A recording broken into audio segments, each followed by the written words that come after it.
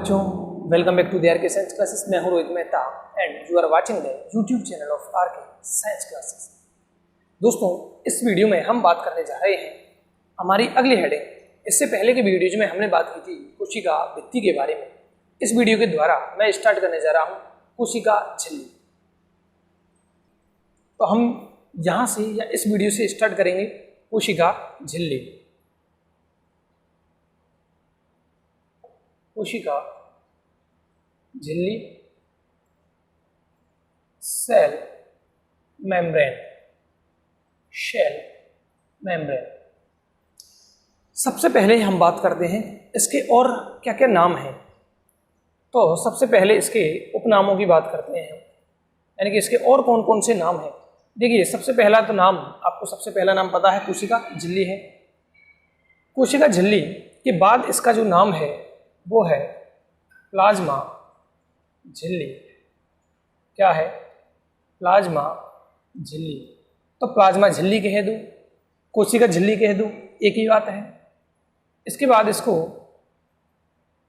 Plasma भित्ति भी कहा जा सकता है। क्या कहा जा सकता है? इसको प्लाज्मा भित्ति कहा जा सकता है। इसके बाद और इसको मैं जीव द्रव्य कला,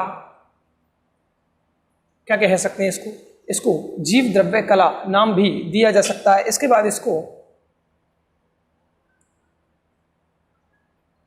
इकाई कला, यूनिट मेम्ब्रेन भी नाम दिया गया है। किसको? तो ये सारे नाम देखिए किसके हैं? ये सारे नाम कोशिका झिल्ली के हैं। किसके हैं ये सारे नाम? कोशिका झिल्ली के हैं। इसके बाद एक और मैं नाम दे सकता हूँ, इसको जैव कला नाम दे सकता हूँ। क्या नाम दे सकता हूँ? जैव कला। तो ये सारे नाम बेटा किसके हैं? तो आपको याद होने चाहिए, किसी भी नाम से आ सकते हैं। क्या नाम है? सब किसके लिए है? ये कोशिका झिल्ली, जो हमारी दूसरी हेडिंग है। सबसे पहले क्या पढ़ा? कोशिका भित्ति पढ़ी, उसके बाद हमारी दूसरी हेडिंग कोशिका झिल्ली। तो ये सभी नाम किसके हैं? कोशिका झिल्ली के या प्लाज्मा झिल्ली के। तो ये तो हो गए हमारे उपनाम। अब देखिए दूसरी बात क्या करनी है। उपनाम इतना इंपॉर्टेंट नहीं है, पर भी फिर भी याद हो जाए तो अच्छी बात है। उपस्थिति के बारे में बात करते हैं। इसकी उपस्थिति कहाँ है, कहाँ प्रेजेंट होती है? तो याद कीजिए, ये मान लीजिए एक कोशिका बनाई है, तो इसकी आउट जो लेयर है, इस आउट लेयर को देखकर आप समझ गए होंगे कि ये हमारे पास क्या है? ये एक प्लांट सेल है, जबकि ये एक एनिमल सेल है। ये तो प्लांट सेल है, क्योंकि प्लांट सेल यानी कि पादप कोशिका के पास क्या होता है? दो आवरण होते हैं, दो कवरिंग होती है। जबकि जो एनिमल सेल है उसके पास कवरिंग के लिए केवल एक झिल्ली मेम्ब्रेन पाई जाती है। इस झिल्ली को हम क्या नाम देते हैं? Plasma membrane. प्लाज्मा मेम्ब्रेन कह दो या सेल मेम्ब्रेन कह दो, कोई दिक्कत वाली बात नहीं है। जबकि जो हमारे पास प्लांट सेल होती है, पादप कोशिका होती है, इस पर सबसे पहले शेल वॉल पाई जाती है, जबकि आंतरिक आवरण होता है प्लाज्मा मेम्ब्रेन। क्या होता है? Plasma membrane. तो हम क्या लिखेंगे इसकी उपस्थिति? कि इसकी उपस्थिति किसमें होती है? पादप कोशिका में सेकंड लेयर के रूप में, पादप कोशिका में सेकंड लेयर के रूप में। जबकि जो एनिमल सेल है, जंतु कोशिका है, उसमें सबसे बाहरी आवरण के रूप में। पादप कोशिका में कोशिका भित्ति के अंदर की ओर पाई जाती है, जबकि जंतु कोशिका में यह सबसे बाहरी आवरण का निर्माण करती है। तो उपस्थिति में क्या लिखेंगे?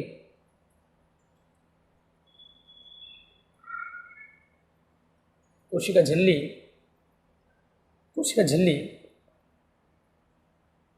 पादप कोशिकाओं में, पादप कोशिकाओं में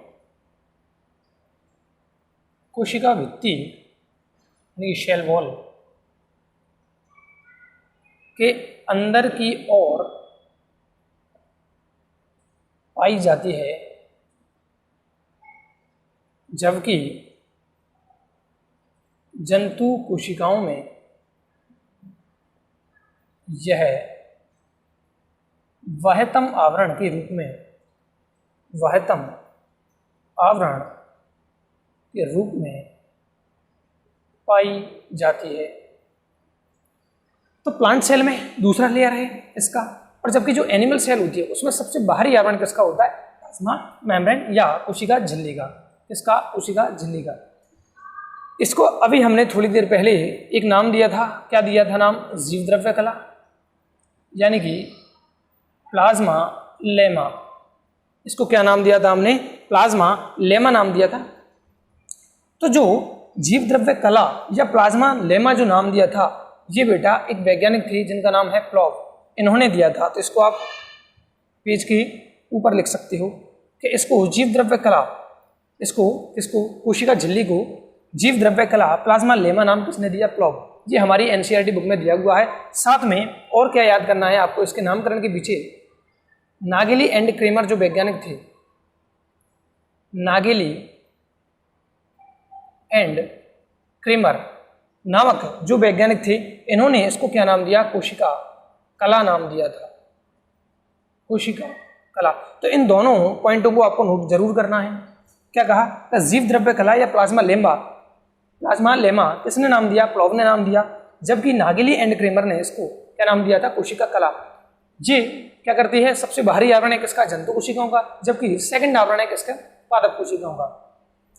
अब यहाँ पर एक प्रश्न ये भी उठता है क्या कि जीव द्रव्य कला, यहाँ पर एक शब्द आ रहा है इसमें जीव द्रव्य, तो उसके बारे में भी हम जानकारी करते हैं। सबसे पहले इसका स्क्रीनशॉट लें, फिर आगे की चर्चा करते हैं। चलिए, तो प्लॉव ने क्या नाम दिया बेटा? प्लाज्मा लेमा, जीव द्रव्य कला। अब जीव द्रव्य कला का मतलब क्या है कि हमारे पास मान लीजिए ये कोई शेल है, ये कोई शेल है, कोशिका है, इसके अंदर केंद्रक भी होगा और सारे में क्या भरा होगा? एक द्रव्य भरा होगा, ऑल, और केंद्रक के अंदर भी एक द्रव्य भरा होगा। तो यहां पर मैं समझिएगा, मैं जीव द्रव्य आपके सामने कुछ नाम लिखता हूं। जीव द्रव्य, कोशिका द्रव्य, केंद्रक द्रव्य, कोशिका रस। जीव द्रव्य, कोशिका द्रव्य, केंद्रक द्रव्य, कोशिका रस। अगर आपको इन चारों नामों का अर्थ पता है तो कोई दिक्कत नहीं है, यहां से थोड़ा सा वीडियो को स्किप करके आगे बढ़ सकते हो। लेकिन अगर इन चारों शब्दों का अर्थ पता नहीं है तो आपको वीडियो देखना है, ध्यान से देखना है, सुनना है बड़े ध्यान से, और कहीं ना कहीं इसको नोट भी कर लेना है। सबसे पहले मैं बात कर रहा हूं जीव द्रव्य की, फिर क्या बात करेंगे? कोशिका द्रव्य, फिर केंद्रक द्रव्य, फिर कोशिका रस। अब ये कोशिका है तो यहाँ पर एक चीज और बनाने हम, यहाँ पर रिक्तिका भी होगी और ये बाहर एक द्रव भरा हुआ है। तो देखिए, सबसे पहले हम बात करते हैं प्रोटोप्लाज्म। जीव द्रव्य क्या कहते हैं इसको? प्रोटोप्लाज्म। अच्छा, प्रोटोप्लाज्म से हम एक और शब्द लेंगे यहाँ पर, प्रोटोप्लास्ट, प्लास्ट, प्लाज्म। एक और नया शब्द आ गया हमारे पास। तो 5 शब्द हो गए हमारे पास। कितने हो गए? 5।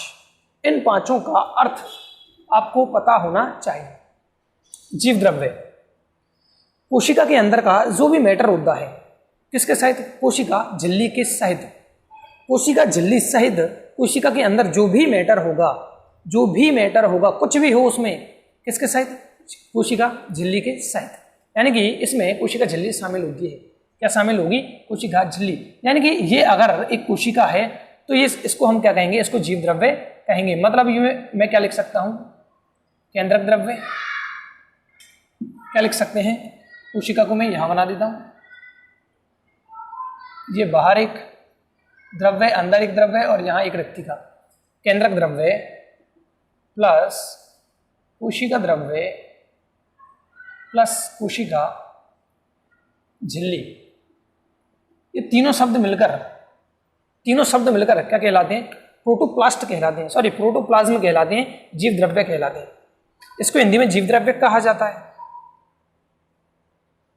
प्रोटोप्लास्ट को जीव द्रव्य। तो फिलहाल पहले शब्द पर गौर कीजिएगा, जीव द्रव्य, प्रोटोप्लाज्म। इसमें कौन कौन शामिल होंगे? इसमें केंद्रक द्रव्य शामिल होगा। केंद्रक द्रव्य कहाँ होता है? तो केंद्रक के अंदर जो भी द्रव्य होगा वो सब क्या होता है? केंद्रक द्रव्य कहलाता है। इसमें दूसरी चीज क्या होगी? कोशिका द्रव्य। अब कोशिका द्रव्य क्या है? तो कोशिका द्रव्य वह द्रव्य होता है जो कोशिका के तो अंदर है लेकिन केंद्रक के बाहर है। क्या कहा? कोशिका के अंदर है लेकिन केंद्रक के बाहर है। मतलब ये तो हमारे पास क्या है? केंद्रक है बेटा, इसके बाहर यहाँ पूरा जो भी मैटर भरा होगा पूरा, इसको कहेंगे हम कोशिका द्रव्य। तो केंद्रक द्रव्य केवल केंद्रक में, कोशिका द्रव्य केंद्रक के बाहर लेकिन कोशिका के अंदर भरा होगा। और कोशिका जो झिल्ली है ये कहाँ है? ये जो आपको झिल्ली नजर आ रही है, सबसे बाहरी आउटर बॉडी जो नजर आ रही है आउटर मेम्ब्रेन के रूप में, ये क्या है? कोशिका झिल्ली है। और इन तीनों शब्दों को मिलाकर कहा जाता है जीव द्रव्य। मतलब अब मैं क्या कह सकता हूं कि ये कोशिका क्या है, एक जीव द्रव्य है। ये कोशिका क्या है, एक जीव द्रव्य है। क्यों? क्योंकि कोशिका झिल्ली भी शामिल हो गई, इसमें कोशिका द्रव्य भी शामिल होगा, और इसमें कौन शामिल होगा, इसमें केंद्रक द्रव्य भी शामिल होगा। दूसरा शब्द जो है हमारे पास कोशिका द्रव्य, इसको साइटोप्लाज्म कहा जाता है बेटा। नाम थोड़ा ध्यान से सुनिएगा। पहले क्या था, प्रोटोप्लाज्म, सारा जो मैटर था वो सब कुछ प्रोटोप्लाज्म। कोशिका द्रव्य क्या है, साइटोप्लाज्म। कोशिका द्रव्य क्या है, कोशिका झिल्ली के तो अंदर, कोशिका झिल्ली के अंदर लेकिन केंद्र के बाहर स्थित द्रव को क्या नाम दिया जाएगा, कोशिका द्रव्य। तो मैं क्या लिख सकता हूं, जीव द्रव्य माइनस केंद्रक द्रव्य। क्या लिख सकता हूं मैं, जीव द्रव्य टोटल द्रव्य है। इसमें से अगर मैं केंद्रक का द्रव्य हटा दूं, यानी कि केंद्रक को हटा दूं, तो इसके बाद जो भी मैटर बचेगा वो सब क्या होगा, कोशिका द्रव्य होगा, साइटोप्लाज्म होगा। इसके पास है हमारे पास केंद्रक द्रव्य, इसके बाद क्या है, केंद्रक द्रव्य। इसको न्यूक्लियो प्लाज्म कहा जाता है। इसको क्या नाम दिया गया है, न्यूक्लियो प्लाज्म नाम दिया गया है। तो अब तक हमने क्या देखा, जीव द्रव्य कोशिका के अंदर जो भी मैटर भरा हुआ है वो सब जीव द्रव्य है। कोशिका के अंदर लेकिन केंद्र के बाहर जो द्रव्य भरा हुआ है वो सब क्या है, कोशिका द्रव्य है। इसी प्रकार से हमारे पास केंद्रक द्रव्य चल रहा है, न्यूक्लियोप्लाज्म। ये तो क्या है, केंद्रक के अंदर स्थित द्रव्य,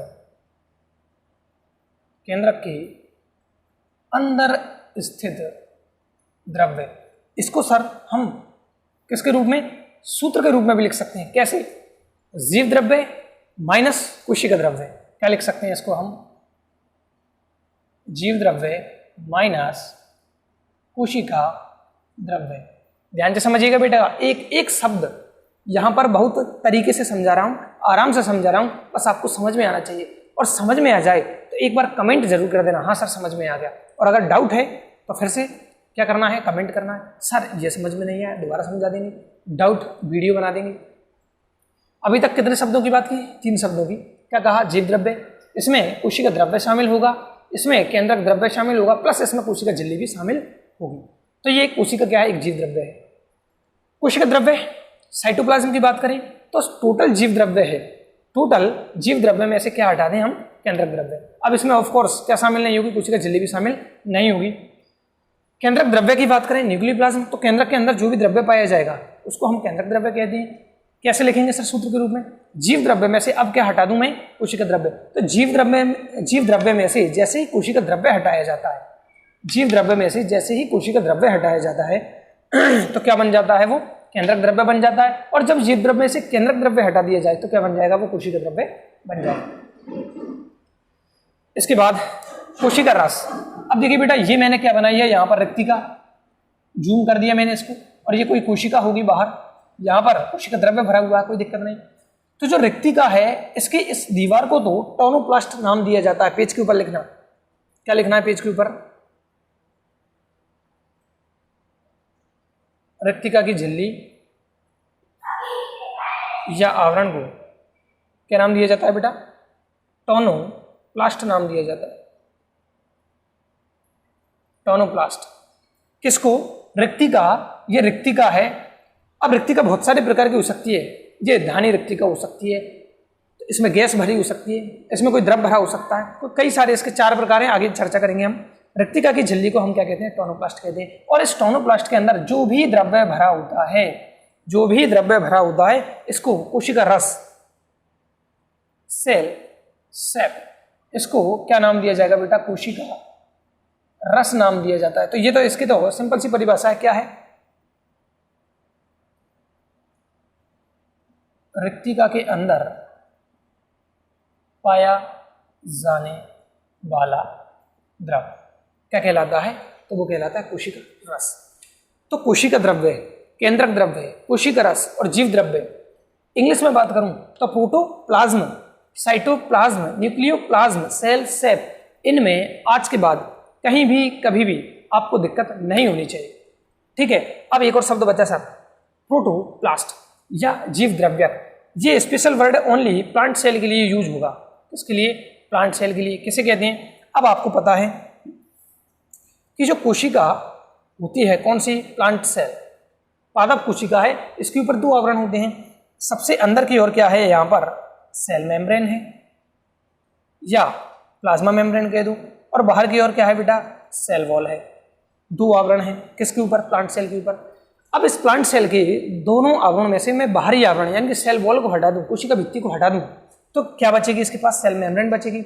और इसी पादप कोशिका को जिसके पास सेल वॉल नहीं है, जिसके पास सेल वॉल नहीं है यानी कि नंगी है, अब किसके बिना, सेल वॉल के बिना, इस नंगी कोशिका को ही क्या नाम देंगे हम, अब इसको नाम देंगे हम जीव द्रव्यक प्रोटोप्लास्ट।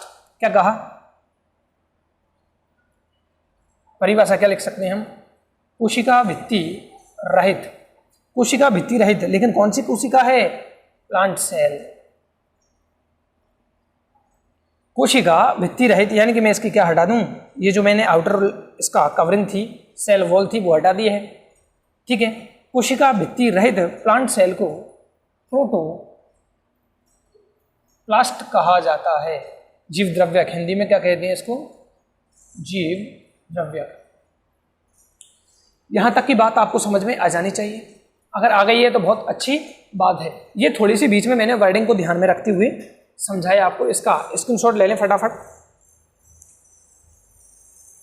चलिए अब हम वापस अपने टॉपिक की तरफ चलते हैं। क्या पढ़ रहे हैं हम, तो हमारा टॉपिक चल रहा है बेटा कोशिका झिल्ली। कोशिका झिल्ली, तो पादप कोशिकाओं में ये सेकंड आवरण है, सेकंड लेयर है, सेकंड मेम्ब्रेन है, जबकि जंतु कोशिकाओं में ये प्रथम सबसे बाहरी आवरण के रूप में पाई जाती है। इसकी विशेषता क्या है, जैसे कोशिका भित्ति की बात करूं तो कोशिका भित्ति तो बेटा पारगम्य होती है, परमीएबल होती है, सबको आने देगी जाने देगी। लेकिन जो कोशिका झिल्ली है, तो यहां लिखेंगे कोशिका झिल्ली। अब क्या है कोशिका झिल्ली, तो ये होती है अर्ध पारगम्य। क्या होती है, अर्ध पारगम्य, या मैं इसको कह सकता हूं चयनात्मक पारगम्य, यानी कि सेलेक्टिव परमीएबल। तो सेलेक्टिव परमीएबल या सेलेक्टिवली परमीएबल मेम्ब्रेन के रूप में कोशिका में कौन सा आवरण पाया जाता है, तो हमारा आंसर होगा कोशिका झिल्ली। अब इसका मतलब क्या है सर, अर्ध पारगम्य यानी कि आधी चीजों को आने जाने दे, आर पार जाने दे, या फिर चयनात्मक पारगम्य, चयनात्मक पारगम्य। अब दोनों में से भी अगर मैं सही शब्द का यूज करूं तो इसके लिए सही शब्द क्या होगा बेटा, चयनात्मक पारगम्य, चयनात्मक पारगम्य। इसका मतलब क्या है, ये चयन करके किसी चीज को चूज करेगी कि इसको मैं कोशिका के अंदर जाने दूंगी और इसको मैं, अगर हानिकारक चीज है तो इसको कोशिका के अंदर नहीं जाने दूंगी। इस अवस्था को कहते हैं चयनात्मक पारगम्य। यानी कोशिका में अंदर की ओर केवल उसी पदार्थ को प्रवेश करने देगी, कौन, कोशिका झिल्ली, जो कोशिका के लिए अच्छा है, फायदेमंद है, और अगर हानिकारक चीज है तो उसको प्रवेश करने से रोक दिया जाएगा।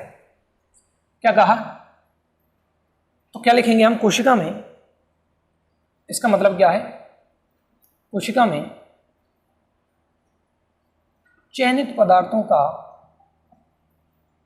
आवागमन, इसका मतलब हो गया चयनात्मक पारगम्य, यानी कि पारगम्य तो होगी लेकिन कैसी होगी, चयनात्मक पारगम्य, यानी कि चयन करके किसी चीज को अंदर और बाहर जाने देगी। तो ये तो हमारी एक क्या हो गई, बाहर से संरचना हो गई, बाहर से नॉलेज ली। अब इसके बारे में 3 मॉडल प्रसिद्ध हैं। तो इसकी संरचना की जैसे ही हम बात करते हैं स्ट्रक्चर की, तो यहाँ पर 3 मॉडल आपके सामने निकल के आते हैं। कौन कौन से मॉडल हैं, सबसे पहले मैं नाम लिखता हूं। सबसे पहले डेनियली व डॉवसन।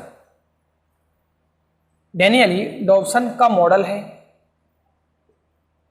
क्वेश्चन बनता है, क्वेश्चन आता है, अगर क्वेश्चन ऐसे आए कि निम्न में से कौन सा मॉडल किससे संबंधित नहीं है, कोशिका झिल्ली से संबंधित नहीं है, तो पहले उसके लिए आपको क्या पता होना चाहिए कि कौन कौन से मॉडल इससे संबंधित हैं, तब जाके हम ऐसे प्रश्नों का आंसर दे पाएंगे। तो क्या है, डेनियली तथा डॉवसन का मॉडल, या फिर इसको सैंडविच मॉडल, या इसको सैंडविच मॉडल भी कहा जाता है। तो सैंडविच मॉडल किसने दिया, डेनियली तथा डॉवसन ने दिया। सन आपको याद नहीं करना है। दूसरा है रॉबर्टसन का इकाई कला मॉडल। दूसरा क्या है हमारे पास, रॉबर्टसन का इकाई कला मॉडल। तो ये भी किससे संबंधित, कोशिका झिल्ली से। तीसरा है हमारे पास तरल मोज़ेक मॉडल। तरल मोज़ेक मॉडल, या इसी को हम अब इसको लिक्विड मोज़ेक मॉडल भी कह सकते हैं। क्या कह सकते हैं? Liquid mosaic model. और ये सिद्धांत जो किसने दिया था उसके आधार पर इसका दूसरा नाम भी बनता है। और ये सिद्धांत किसने दिया था? सिंगर तथा निकोलसन ने। तो इसको हम क्या नाम दे सकते हैं? सिंगर तथा निकोलसन का मॉडल, या क्या नाम दे सकते हैं? सिंगर तथा निकोलसन का तरल मोज़ेक मॉडल। तो ये तीन मॉडल हैं। ये तीन मॉडल किससे संबंधित है? पहली बात, कोशिका झिल्ली को संरचना को, कोशिका झिल्ली की संरचना को समझाते हैं। किसकी संरचना को? कोशिका झिल्ली की संरचना को। सबसे पहला मॉडल कौन सा है? डेनियली तथा डॉब्सन का मॉडल, या इसको हम कह सकते हैं सैंडविच मॉडल। दूसरा रॉबर्टसन का इकाई कला मॉडल, रॉबर्टसन का इकाई कला मॉडल। और तीसरा है तरल mosaic model, fluid mosaic model. किसने दिया? सिंगर तथा निकोलसन ने। तो तीनों वैज्ञानिकों के नाम यहाँ पर आ गए। सिंगर तथा निकोलसन ने इसको दिया। दूसरा मॉडल जो था वो रॉबर्टसन ने दिया, और तीसरा जो पहला मॉडल था वो दिया डेनियली तथा डॉब्सन का मॉडल। किसका मॉडल? डेनियली तथा डॉब्सन का मॉडल। तो ये तीनों मॉडल जो हैं, इनमें से अब जो पहला और दूसरा मॉडल है, पहले और दूसरे मॉडल के बारे में हम अगले लेक्चर में बात करेंगे। और तीसरा मॉडल थोड़ा बड़ा है और सबसे ज़्यादा इंपॉर्टेंट और सबसे ज़्यादा प्रचलित मॉडल है। अगर क्वेश्चन पूछा जाए कि आपको 3-4 नाम दे दिए मॉडल के, और पूछा जाए निम्न में से